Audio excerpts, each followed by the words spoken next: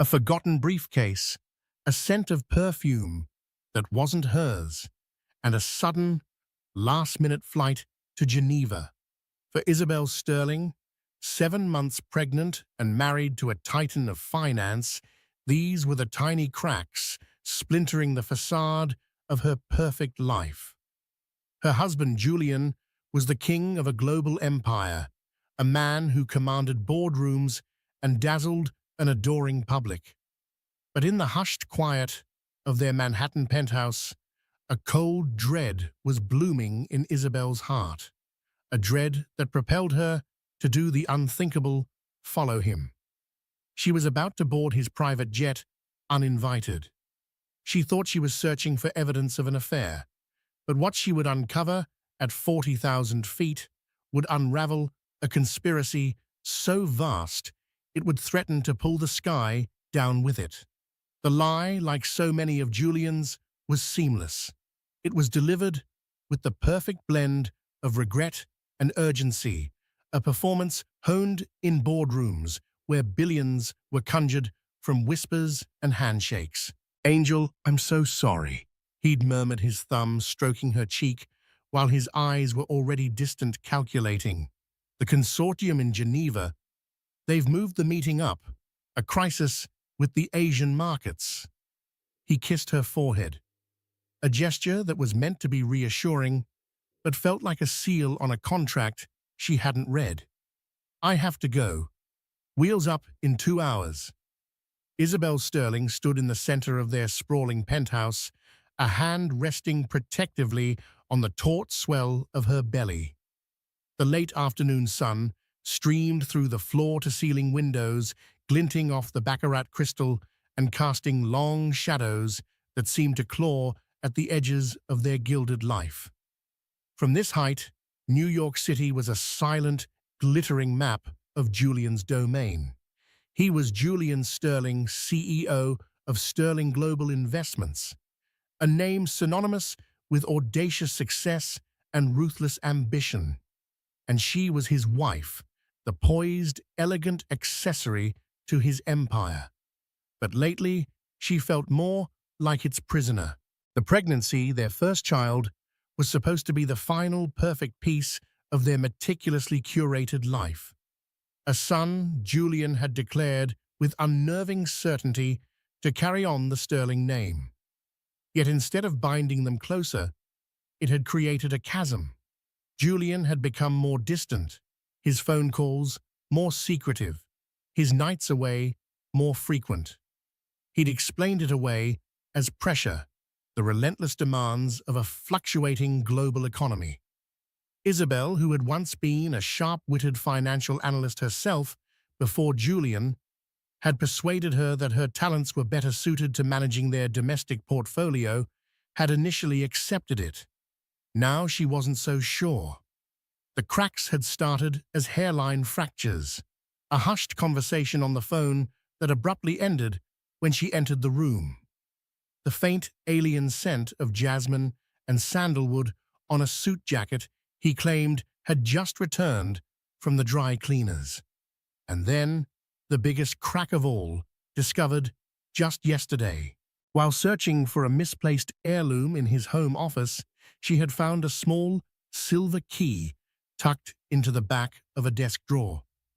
It was for a locker at the exclusive Aura Wellness Spa, a place Julian had never mentioned frequenting. A cold knot of suspicion had tightened in her gut. 2 hours, she asked, her voice carefully neutral. "That's so sudden, Julian. Is everything all right? It's just business, Angel. A fire to be put out?" He was already moving his valet, appearing as if by magic with a pre-packed weekender bag. Julian checked his watch, a Patek Philippe that cost more than most people's homes. "Don't worry about a thing. I'll call you the moment I land. You and our little man just rest." He called the baby our little man, as if he were a future asset, an extension of the Sterling brand. The ease with which he dismissed her concern was the final jarring note. As he kissed her goodbye, a brief, sterile press of lips, she felt a sudden, chilling certainty. Geneva wasn't just a business meeting. It was a destination, an escape, and she was not going to be left behind in the dark. The moment the penthouse door clicked shut, a switch flipped within Isabel. The placid, accommodating wife vanished, replaced by the woman she used to be, decisive, analytical, and unwilling to be played for a fool. Her mind, so long dulled by the opulent monotony of her life, raced with startling clarity. She had 2 hours. Her first call was to her driver, a loyal man named Ben, who had been with her family for years, long before Julian's meteoric rise. "Ben, it's Isabel. I have an emergency. I need you at the front entrance in 10 minutes. And Ben, discretion is paramount." "Of course, Mrs. Sterling." There was no hesitation in his voice. Next, she moved to Julian's dressing room, a vast space of polished mahogany and designer labels. She ignored the suits and shirts, heading straight for his travel essentials. His primary briefcase was gone, of course, but he kept a secondary one, a sleek leather attaché for documents he reviewed at home. She found it tucked away in a cupboard. Her fingers trembled as she clicked it open. Inside, beneath a stack of mundane market reports, was a folder. It was thin, almost empty, but what it contained made her breath catch in her throat. It wasn't financial data. It was a printout of a single email. The sender was a name she didn't recognize, Anya Petrova. The subject line was simply "Final Confirmation." The body of the email was cryptic, just a flight number and a series of account numbers, followed by the words, "All assets will be liquid and transferred upon arrival. The nest is ready. Burn the old one to the ground. Burn the old one to the ground." The words echoed in the silent room, sinister and final. This was no business trip. This was an exit plan. He was liquidating assets, preparing to run. And Anya Petrova, Isabel's heart hammered against her ribs. The name was unfamiliar, but the implication was brutally clear. He wasn't running alone. The flight number on the email matched the one Julian's assistant had routinely sent for his Geneva trips. He was using the company jet, the magnificent Gulfstream GC650, the ultimate symbol of his success. He was using his corporate identity to mask a personal escape. Her decision solidified, hardening from a desperate impulse into an unshakable resolve. She wasn't just going to the airport. She was getting on that plane. She packed a small carry-on with essentials, her movements swift and efficient. She put on a simple but elegant cashmere travel suit, something that wouldn't look out of place in the high-stakes world she was about to crash. As she gave her reflection a final steady look, she saw not the frightened, uncertain woman of the past few months, but a warrior steeling herself for battle. Her pregnancy was not a vulnerability. It was her armor. She was fighting for more than just her own future now. Downstairs, Ben was waiting, the black Maybach purring at the curb. He held the door for her, his face a mask of professional calm, but she saw the question in his eyes. "Teterboro Airport, Ben," she said, her voice firm. "And we need to get there before the Sterling jet takes off." He nodded once, pulling smoothly into the chaotic river of New York traffic. "There's a lot of congestion this time of day, Mrs. Sterling." "I have faith in you, Ben," she replied, her gaze fixed on the skyline ahead. The drive was a blur of tortured thoughts. Every loving gesture from Julian, every promise for their future, now seemed like a carefully constructed lie. The man she had married, the man whose child she carried, was a phantom.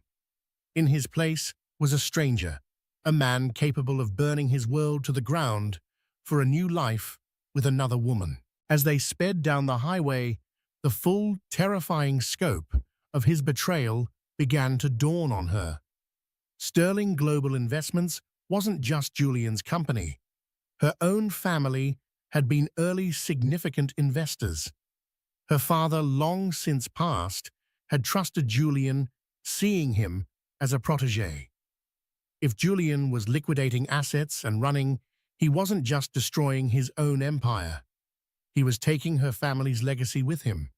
He was stealing from her family, from their unborn child. They arrived at the private aviation terminal at Teterboro with minutes to spare. Through the tinted windows, she could see the sleek white fuselage of the Gulfstream G650, its tail emblazoned with the golden S of the Sterling logo. The engines were whining, preparing for departure. The mobile staircase was still attached to the fuselage, a final beckoning invitation. "Ben, wait here," she commanded, stepping out of the car. The blast of air from the jet engines whipped at her coat. She strode across the tarmac with a confidence she didn't feel her small carry-on in hand. The ground crew, accustomed to the whims of the ultra-wealthy, barely gave her a second glance.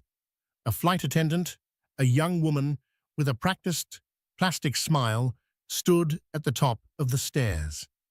Mrs. Sterling, the attendant, said, her smile faltering in surprise. We weren't expecting you. My husband decided he couldn't bear to leave me behind," Isabel said, her voice as smooth as ice. A last-minute romantic gesture.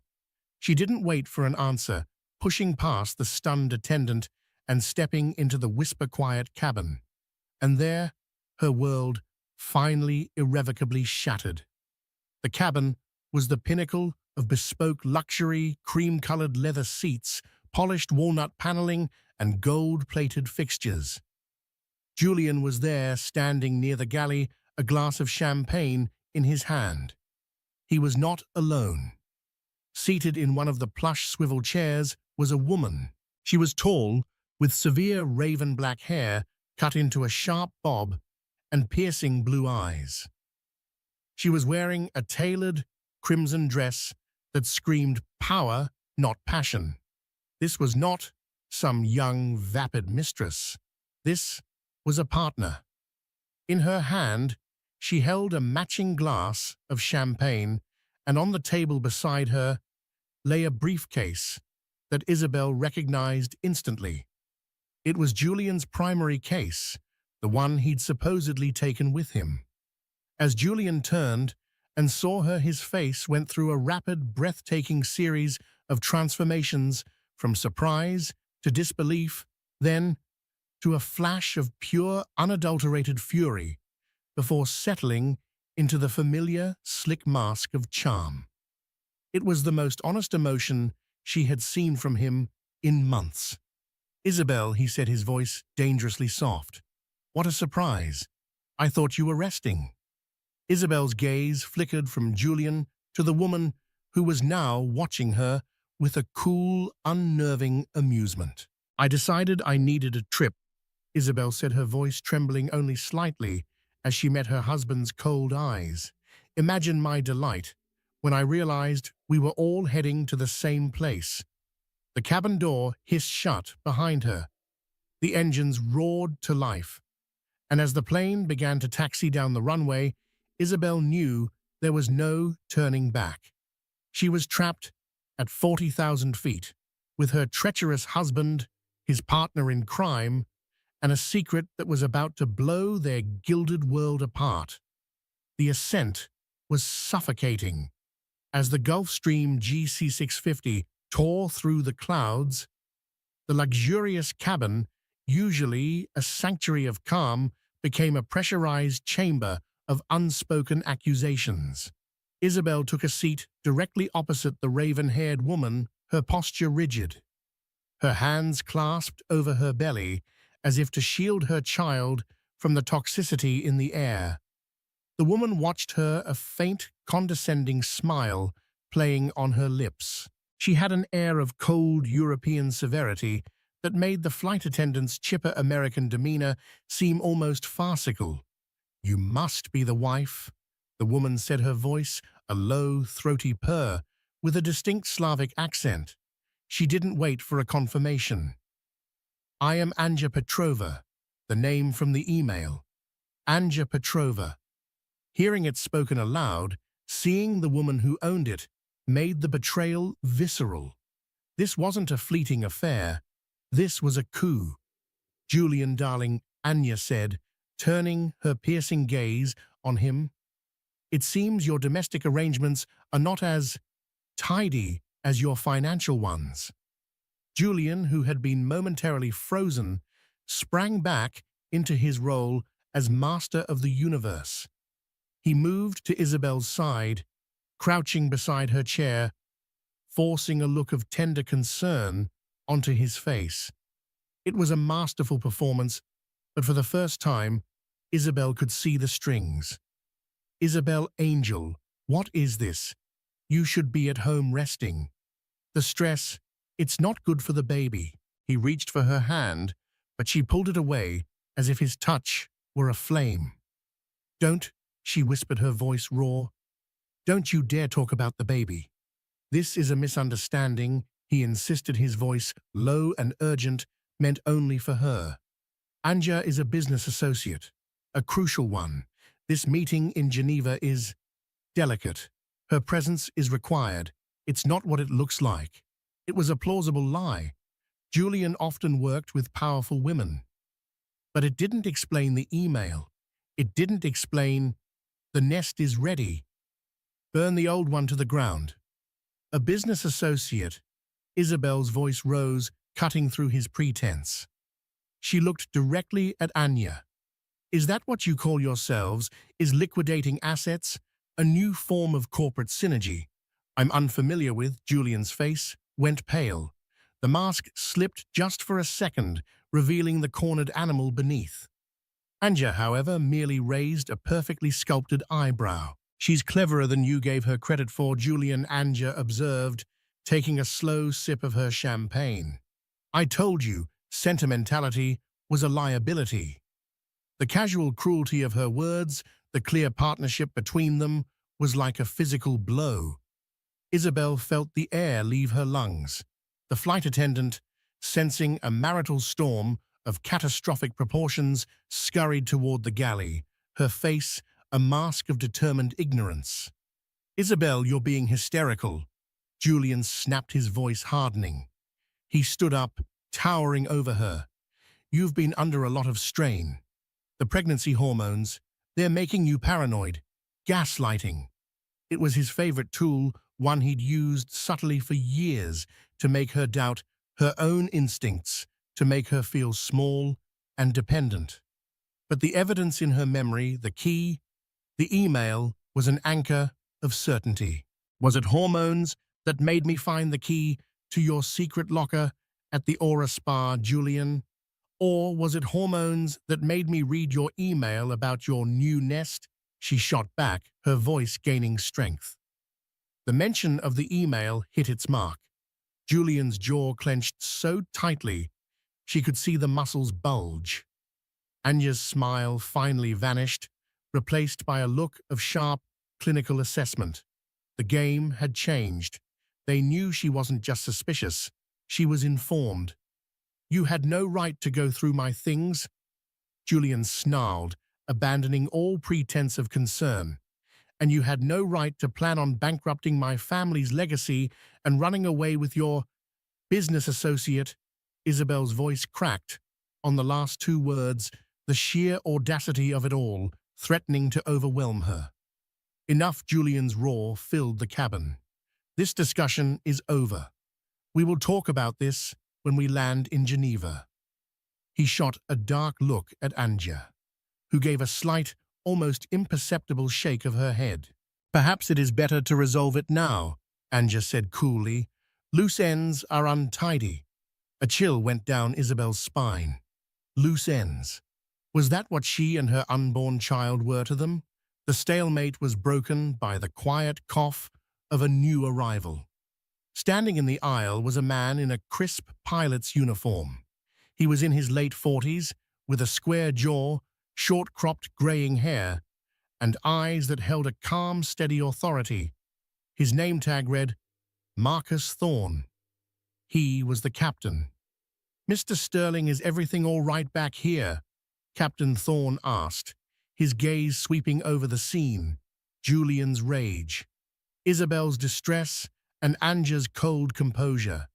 He was a man who seemed immune to the turbulence of wealth, his professionalism, an unbreachable wall. "Everything is perfectly fine," Captain Julian said, smoothing down his suit jacket and forcing a smile that didn't reach his eyes. "Just a passionate disagreement. My wife decided to surprise me." Captain Thorne's eyes met Isabel's for a brief moment. In them, she saw not pity, but a flicker of intelligent appraisal. He knew this was more than a simple spat. He had flown Julian dozens of times, had likely witnessed the curated perfection of their lives from a respectful distance. Her presence here, pregnant and unannounced, was a glaring anomaly. "Very well, sir," the pilot said, his tone respectful but firm. "Flight time to Geneva is approximately 7 hours and 30 minutes. We have a clear flight path ahead. Please try to enjoy the journey."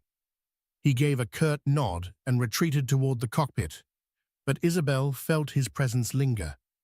He was a witness, a professional bound by duty, but a man nonetheless. As soon as he was gone, Julian's demeanor shifted again. He sat down opposite Isabel, leaning forward, his voice a venomous whisper. "You have no idea what you've done," he hissed. "You have blundered into a situation you cannot possibly comprehend. This is not about a simple affair. This is about survival." "Survival?" Isabel laughed, a bitter, hollow sound. "You're worth billions, Julian. What could you possibly be surviving? The world you think I command is a house of cards," he said, his eyes wild with a fervor she had never seen before. "And it's about to collapse. I have a chance to get out to start again. I was going to provide for you, Isabel. I was going to send you money. Make sure you and the child were comfortable." "Comfortable," she repeated, incredulous. "You were going to send money after you burned our entire world to the ground, after you stole from my family. It's just money. It's paper," he spat, his voice rising again. "I made it once. I can make it again. You were never meant to be a part of the new life. You with your sentimentality, your outdated morals. You belong to the old world, the one that's about to burn." The cruelty was so profound, so absolute, it left her speechless. This was the man she loved. This was the father of her child. He was discarding them like a failed business venture. Anya watched the exchange with the detached interest of a scientist observing a chemical reaction. She opened the briefcase on the table, revealing not clothes or personal items, but stacks of bearer bonds, hard drives, and what looked like forged passports with Julian's face and a different name. It was an escape kit, a complete identity wipe. "He is right, you know," Anja said, her voice calm and reasonable, which made her words even more terrifying. "The entire Sterling Global structure is a lie, a Ponzi scheme of epic proportions that is hours away from imploding. Julian has been creative in leveraging assets that don't exist. When the markets open in Zurich tomorrow morning, the first margin call will trigger a cascade and everything will turn to dust. What we are doing is not theft. It is what? A severance package." Isabel stared at the contents of the briefcase. Ponzi scheme. The words hung in the air, more shocking than any infidelity. Julian hadn't just been cheating on her.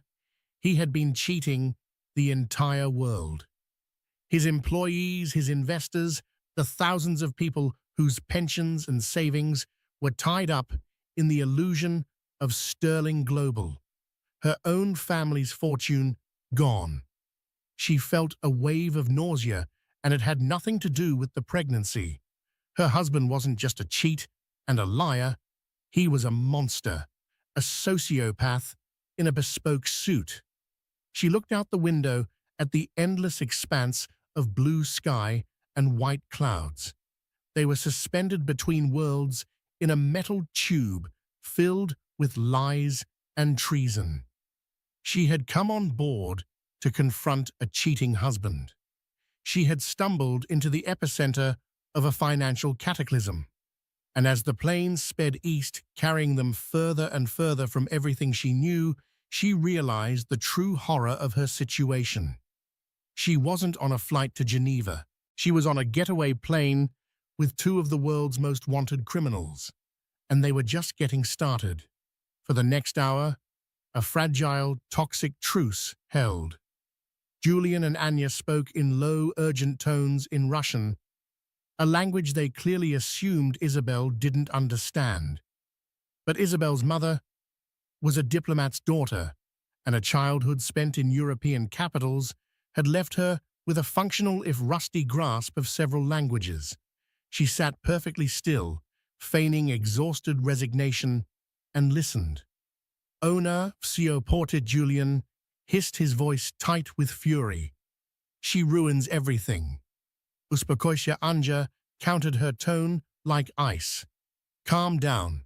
Her presence changes the timeline, not the destination. We deal with her when we arrive. The asset is more important. The asset, not their child. The asset, a bargaining chip, a piece of leverage. Isabel's blood ran cold. They weren't planning to just leave her behind. They were planning to use her. Her mind raced, sifting through the terrifying new reality. A Ponzi scheme, a global collapse, an escape. She looked at the polished walnut table, the champagne flutes, the quiet efficiency of the cabin. It was all paid for with stolen money. She was living in the penthouse of a house of cards. She needed a plan. Crying wouldn't work. Pleading was pointless. She had one potential unknowing ally on this plane, the pilot. Captain Thorne. He was a man of procedure, of rules. A man who flew a plane registered in the United States subject to its laws. He believed he was flying his employer to a business meeting in Switzerland. He had no idea he was aiding and abetting a multi-billion-dollar heist. She had to reach him. Her opportunity came when the flight attendant, a young woman named Chloe, who now looked terrified, approached to offer refreshments. "Could I have some water, please?" Isabel asked, her voice soft and steady. "And perhaps a blanket. The cabin feels a little chilly." As Chloe leaned in to place the blanket over her, Isabel spoke in a whisper so faint it was barely audible above the engine hum. "I need to speak to the pilot. It's an emergency. My husband is not who he seems. The flight is not for business." Chloe's eyes widened in fear. She glanced nervously toward Julian and Anja, who were engrossed in a document from the briefcase. She gave a tiny, almost imperceptible nod and retreated. Isabel waited, her heart pounding a frantic rhythm against her ribs. Every minute that passed felt like an eternity. Had the flight attendant dismissed her as a hysterical pregnant woman, or was she too scared of Julian to act? Meanwhile, in the cockpit, Captain Marcus Thorne was experiencing his own growing sense of unease. He was an ex-Air Force pilot, a man who had flown C-130s in and out of combat zones. He was trained to notice things that were out of place, and this flight was riddled with them. First, the unscheduled appearance of Mrs. Sterling, clearly in distress. Then the palpable tension in the cabin, thick enough to be a weather front. And now, a technical anomaly. His co-pilot, a younger man named Dave, was running a routine systems check. "That's odd," Dave said, tapping a screen on the central console. "The flight plan filed with Eurocontrol has us on a standard approach vector for Geneva-Contrin Airport." But the secondary flight log in the FMS, it's different. The Flight Management System FMS was the plane's brain. It was where the pilots programmed the intricate route from takeoff to landing. There were usually multiple logs, but they should all align. Different how Marcus asked, his voice calm, belying the sudden knot in his stomach. The final destination waypoint isn't LSGG, Dave said, referencing Geneva's airport code. It's, I don't even recognize this code, and the final approach is over the water far south of Switzerland. The coordinates point to somewhere in the Mediterranean, specifically the Ionian Sea. Marcus leaned over, his brow furrowed. The coordinates were precise. He typed them into his personal tablet, which had a satellite link to global mapping software. The pin dropped onto a tiny, privately owned island off the coast of Albania. It was a speck of land known for its seclusion, and more importantly, its status as a haven for shadowy wealth, a place with no extradition treaty with the United States or the European Union. It was a ghost destination. And look at this, Dave added, pointing to another screen. Fuel load. We're carrying an extra 10,000 pounds of fuel, way more than we need for a round trip to Geneva, but just enough to get to this island, loiter if needed, and then hop over to Dubai without refiling a flight plan. The pieces clicked into place with chilling precision. The distressed wife, the tense cabin, the secret destination, the excess fuel. This wasn't a business trip. This was a disappearance. Just then, the small intercom from the cabin buzzed. Marcus answered it. It was Chloe, the flight attendant. "Captain," she said, her voice strained, "Mrs. Sterling insisted I speak with you. She says it's an emergency. She says Mr. Sterling is planning on stealing the company and that you're not really going to Geneva." The pilot's blood went cold. It wasn't just a hunch anymore. It was a confirmation coming from both the technology in front of him and the human drama behind him. He was not a chauffeur for the wealthy. He was an FAA-licensed pilot in command. His ultimate responsibility was to the safety and legality of his flight. He was now knowingly piloting a getaway plane for a federal crime. "Thank you, Chloe. Stay calm. Do not engage with them. Continue your duties as normal, Marcus," commanded his voice, a mask of professionalism. He turned to his co-pilot. "Dave, lock the cockpit door, and do not under any circumstances open it without my direct voice command, code Vindicator." "Vindicator, got it," Dave said, his face grim, as he engaged the heavy-duty cockpit door lock. Marcus took a deep breath. His aircraft had been commandeered not by hijackers with guns, but by the quiet, white-collar treason of its owner. His mind, trained for crisis, began cycling through options. He couldn't turn the plane around without alerting Julian. He couldn't land in the nearest country without causing an international incident based on a suspicion. He needed proof, irrefutable proof. And Isabel Sterling, the woman in the back of the plane, was the key. He unbuckled himself. "I'm going back there. I'm going to get a status of my passengers." "Are you sure that's wise?" Captain Dave asked. "No," Marcus said grimly, "but it's necessary." He walked out of the cockpit, closing the reinforced door securely behind him. He entered the cabin with the same calm authority as before, but now his senses were on high alert. He saw Isabel, her face pale, but her eyes sharp and intelligent. He saw Julian and Anja huddled over their briefcase of secrets. "Mr. Sterling," Marcus began, his voice level. "Apologies for the intrusion, but air traffic control has flagged a discrepancy in our filed flight plan. I need to confirm our final destination with you." This was the test. Julian looked up, annoyance flashing across his features. Our destination is Geneva, Captain. As it always is, perhaps the French controllers are being difficult today. With all due respect, sir, this is not a controller issue. Our onboard systems show a flight path terminating at a private airstrip in the Ionian Sea. I am legally required to fly the plan that was filed with international authorities. Any deviation without cause is a serious breach of aviation law. This was it, the moment of truth. The shock wasn't just for Isabel, it was for Julian, who had been caught. And the shock for the pilot was the sheer audacity of his employer's bold-faced lie. Anya Petrova was the one who reacted first.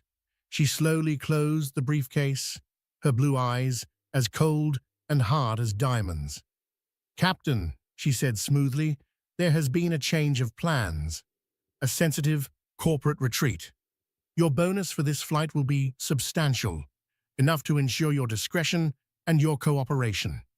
It was a bribe, a blatant, unapologetic attempt to buy his complicity.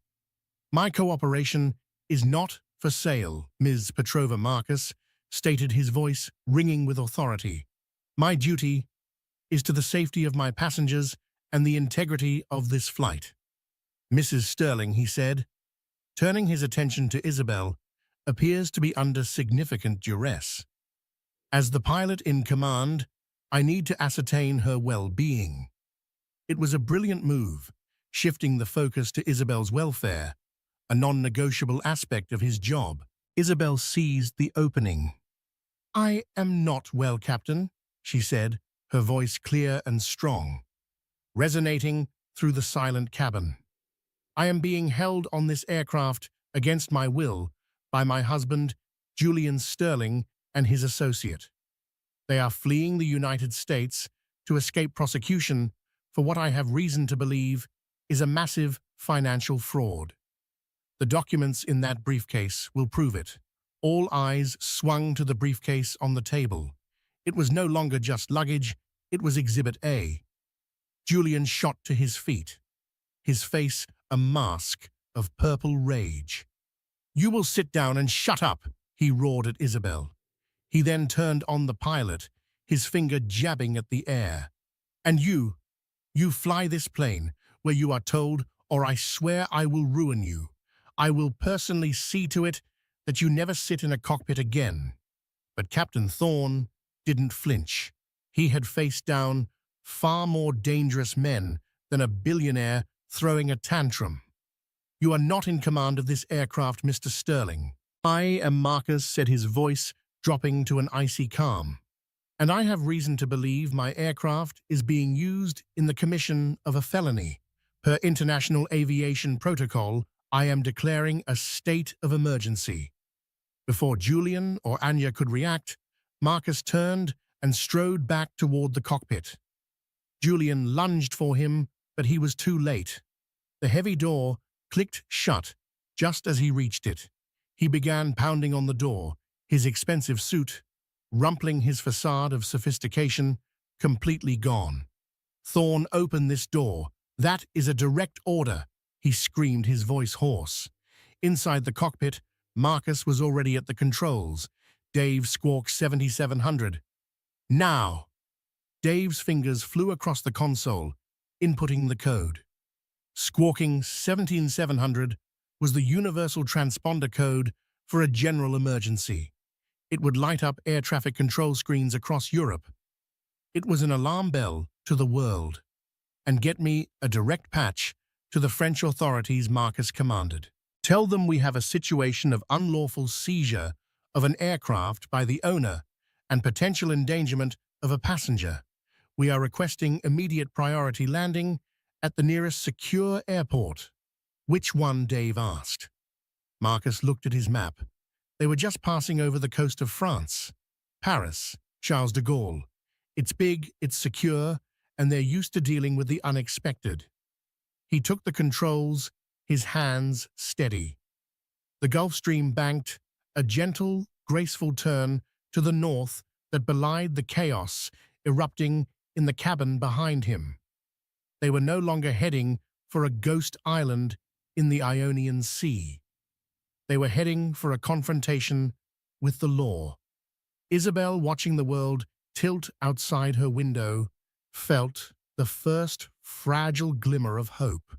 The pilot was on her side.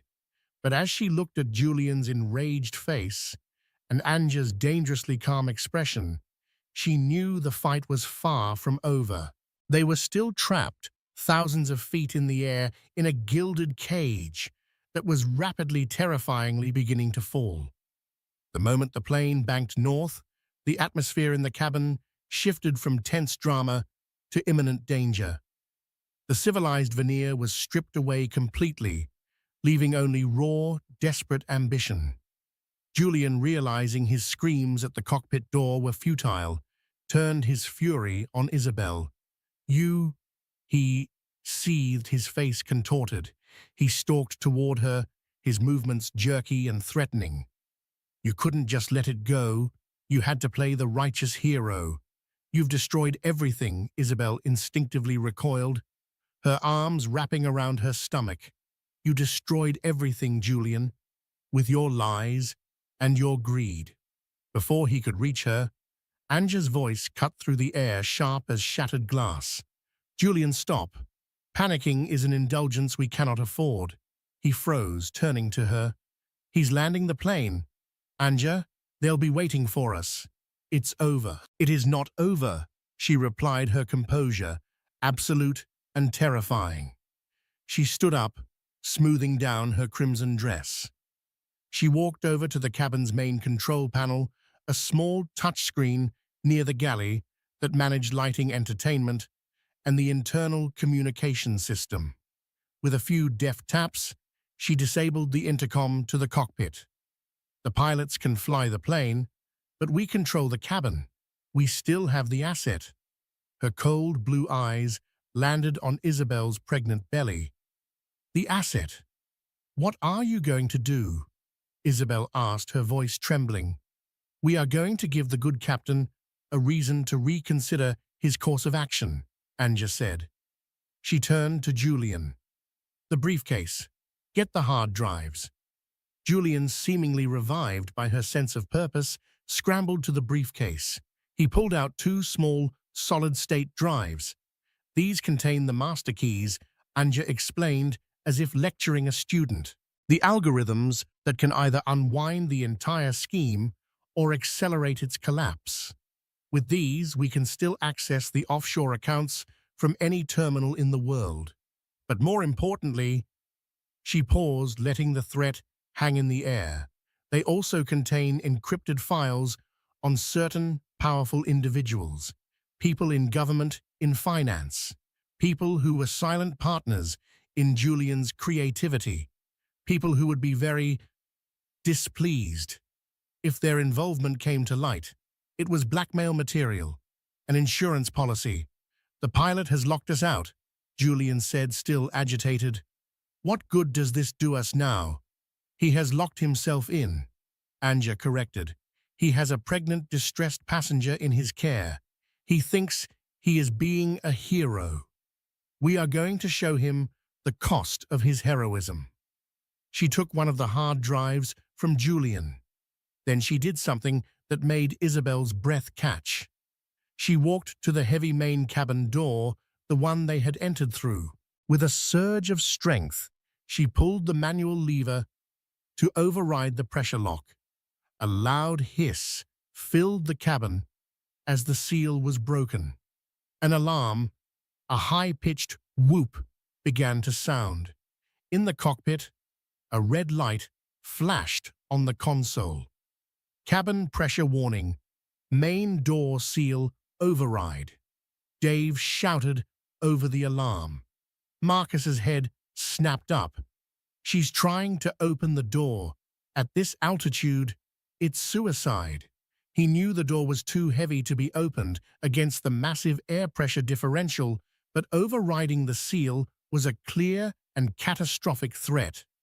It showed a willingness to bring the entire plane down. Anja couldn't open the door, but she could create chaos. She then strode back to Isabel.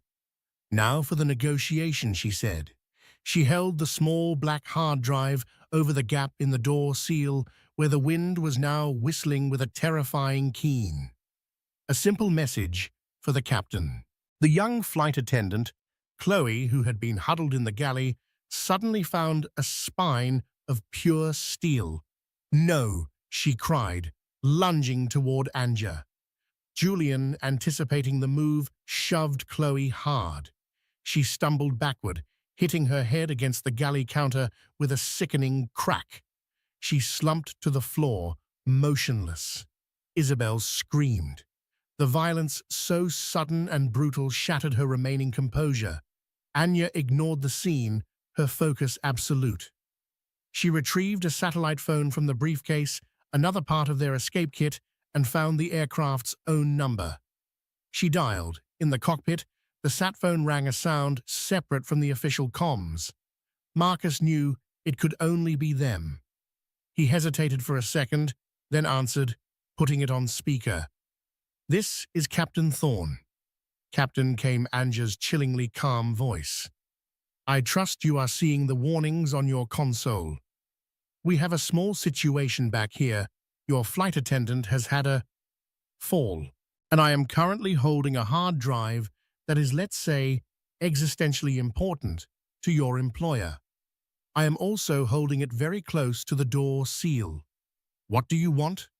Marcus asked, his voice granite. "Your choices are simple," Anja said. "You can continue your heroic course to Paris, where the authorities will board the plane. In the ensuing confusion, this hard drive will unfortunately be lost, forever sucked out into the atmosphere. With it goes Julian's only chance to cooperate, and the only evidence that could implicate the very dangerous people he was in business with. People who will have long memories when it comes to the pilot who cost them everything. It was a multi-layered threat, ruin his career, and sick a shadowy cabal of criminals on him." Or, Anja continued, "You can resume our original course. Land at the agreed-upon destination.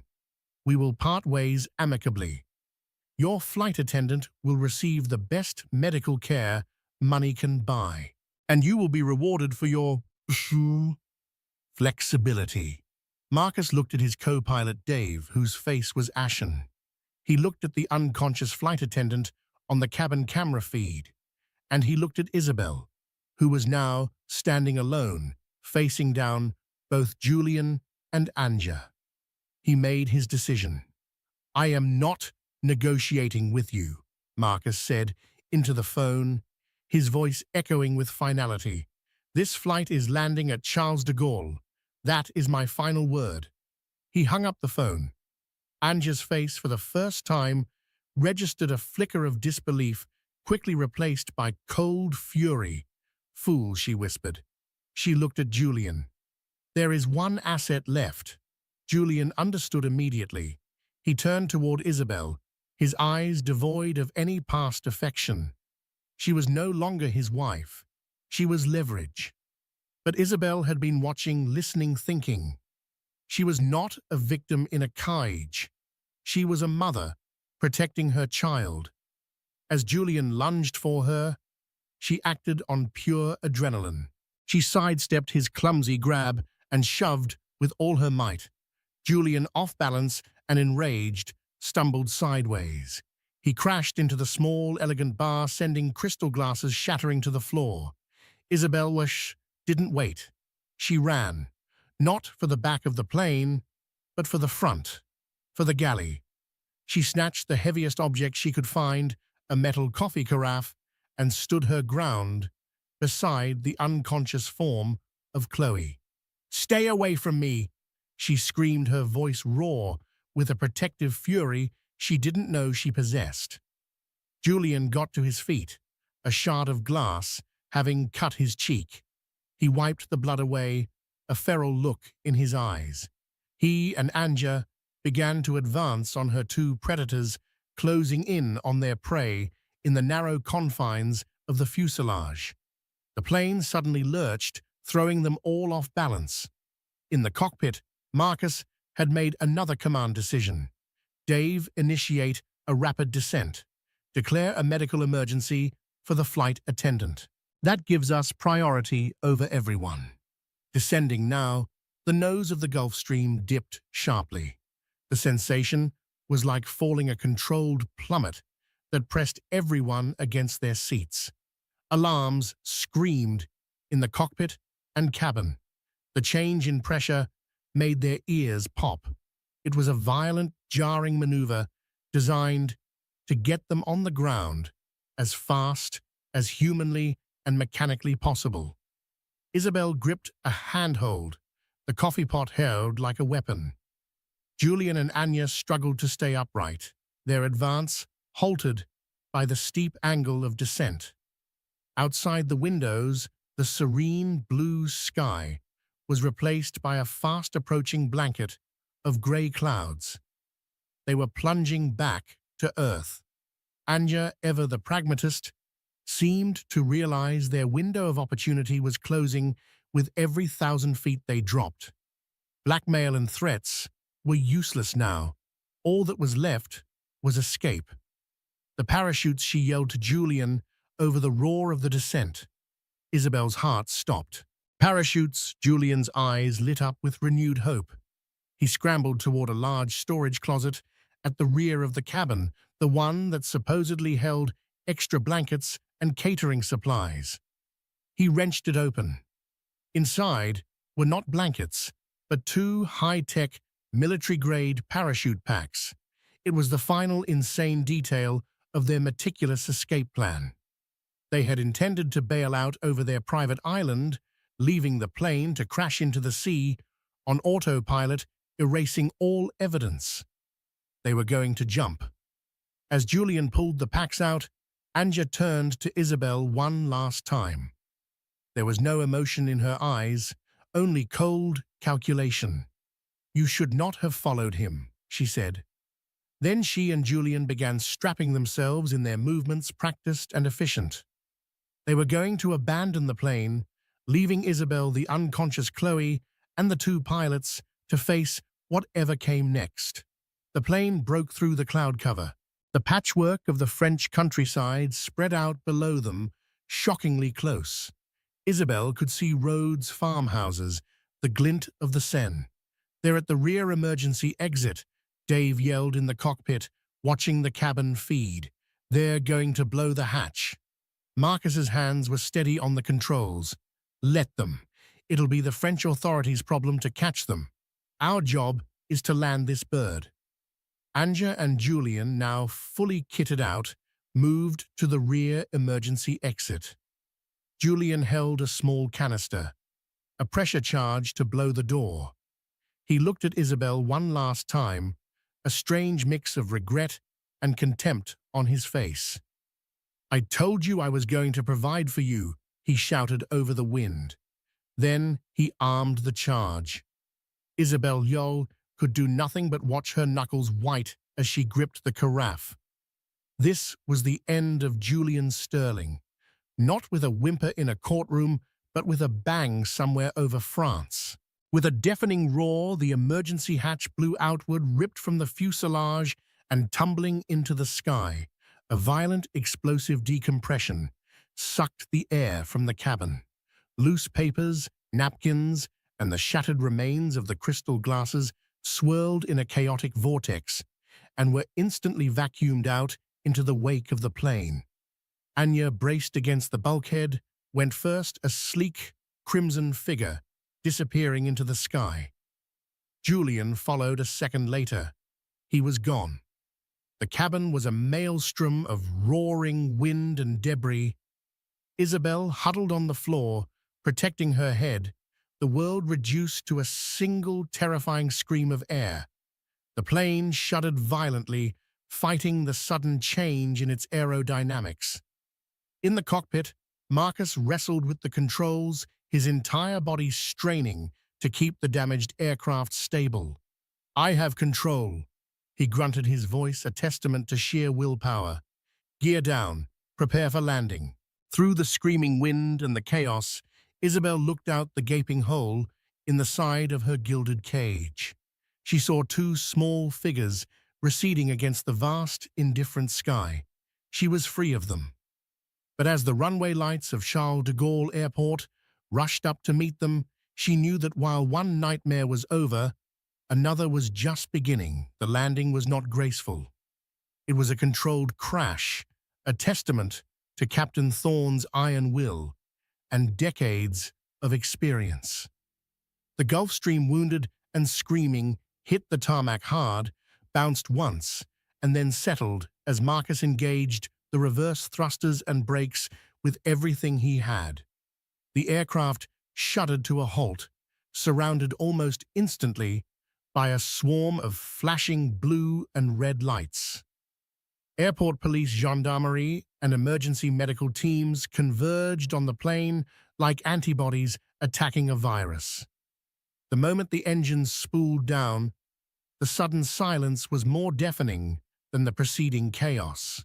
Isabel was still huddled on the floor, her body trembling uncontrollably. The gaping hole in the fuselage was a raw wound, the Parisian dawn filtering through it. The main cabin door was wrenched open from the outside. The first people to enter were not police, but paramedics in heavy jackets. One made a beeline for Chloe, the flight attendant, who was beginning to stir a moan escaping her lips. Another knelt beside Isabel. "Madame, are you injured?" he asked in gentle, accented English. "My baby," was all Isabel could whisper, her hands still protectively shielding her stomach. "I'm pregnant." She was carefully helped to her feet and guided down the staircase onto the solid, reassuring ground of the tarmac. They wrapped her in a thick blanket, shielding her from the morning chill and the prying lenses of the news cameras that had already begun to assemble at the perimeter. As she was led toward an ambulance, the cockpit door finally opened. Captain Marcus Thorne emerged, his uniform impeccable, but his face etched with a profound exhaustion. His co-pilot Dave followed, looking pale and shaken. Marcus's eyes scanned the chaos on the tarmac until they found Isabel. He walked over to her, his expression a mixture of professional concern and deep human respect. "Mrs. Sterling," he said, his voice steady. "Are you all right?" Isabel could only nod, tears finally streaming down her face. They were not tears of sadness or fear, but of overwhelming, shattering relief. "You saved us," she said, her voice thick with emotion. "Thank you. I was doing my duty," he replied simply, though they both knew it had been much more than that. "You were the brave one." In the hours and days that followed, the story of Flight 714 became a global sensation. It was a lurid, irresistible tale of greed, betrayal, and high-altitude drama. The French authorities, acting on information provided by Captain Thorne and the frantic alerts from American agencies, had launched a massive manhunt. Anja Petrova, the consummate professional, had vanished without a trace, her parachute descent seemingly into thin air. But Julian, less experienced and stripped of his usual resources, was not so lucky. He was found 2 days later, hiding in a barn in a rural village, his bespoke suit ruined, and his face a mask of haggard desperation. The images of his capture, the billionaire Titan, brought low, handcuffed, and covered in mud, were plastered across every news outlet on the planet. The collapse of Sterling Global Investments was as swift and catastrophic as Anja had predicted. It sent shockwaves through the financial world, a house of cards tumbling down in spectacular fashion. The words Ponzi scheme were on everyone's lips. Thousands of employees lost their jobs, and investors big and small saw their fortunes evaporate overnight. Isabel's world had been burned to the ground just as the email had promised.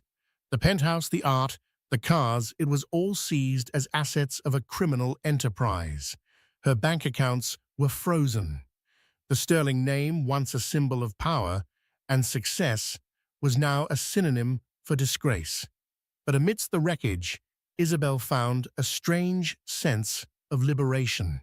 She had lost everything she thought she wanted, only to find what she actually needed: herself. She cooperated fully with the authorities, from the FBI to the SEC. Her testimony, combined with the encrypted hard drive Anja had foolishly left behind in her haste, was the nail in Julian's coffin. It contained the master keys Anja had spoken of, and forensic teams used them to unravel the entire sordid web of crime implicating powerful figures Julian had once called his friends. Her family's investment was gone, but her family's honor was intact. She had salvaged their legacy from the smoldering ruins of Julian's greed. 6 months later, Isabel was no longer living in a penthouse overlooking Central Park. She was in a modest but comfortable brownstone in Brooklyn, one she had bought with the last of her own money funds from before she had ever met Julian Sterling. The media frenzy had died down, replaced by the quiet rhythms of a new life. She stood by a window, looking out at a tree-lined street, bouncing her newborn daughter in her arms. She had named her Hope. The world of private jets and champagne felt like a dream from another lifetime. She had been through the fire and emerged not unscathed, but remade. She was no longer Isabel Sterling, the billionaire's wife. She was Isabel Thorne, having reclaimed her maiden name, a name that now, by a strange twist of fate, she shared with the pilot who had helped save her life. She had received a single handwritten letter from Marcus Thorne a month after the incident. It was short and professional, wishing her well and stating that he was proud to have flown with her. She kept it tucked away in a safe place. Her life was no longer about assets and empires. It was about diaper changes and first smiles, about building something real and lasting, something that couldn't be liquidated or stolen. She had crashed Julian's flight, and in doing so, had crashed her own life. But from the wreckage, she was learning how to fly on her own. And as she looked down at the sleeping face of her daughter, she knew with an unshakable certainty that her real journey had just begun. What an insane, terrifying ride! From a luxurious New York penthouse to a desperate fight for survival at 40,000 feet, Isabel's story shows that the most dangerous secrets often hide behind the most glittering facades. She boarded that plane searching for a simple truth, and instead uncovered a conspiracy that reached the highest echelons of power. She faced the ultimate betrayal, not from an enemy, but from the man who was supposed to be her partner for life, the father of her child. What would you have done in her shoes? Would you have had the courage to confront a man like Julian? To stand up to him when the whole world you knew was falling apart? Let us know your thoughts in the comments below. If this story of deception, resilience, and a mother's fierce courage had your heart pounding, please show your support by hitting that like button. Make sure you share this video with someone who loves a story they won't be able to forget. And most importantly, hit that subscribe button and turn on all notifications so you don't miss our next dive into the world of high-stakes drama.